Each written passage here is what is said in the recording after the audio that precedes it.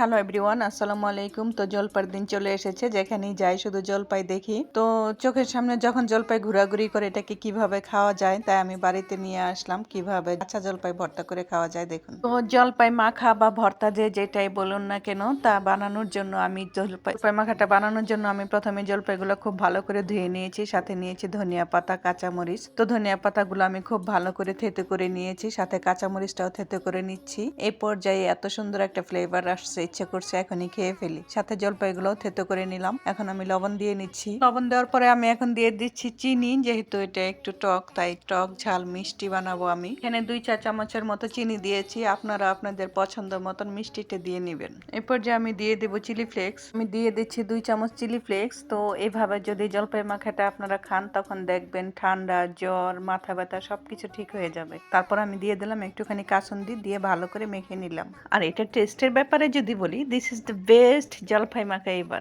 Allah Hafiz everyone and thank you for watching this video.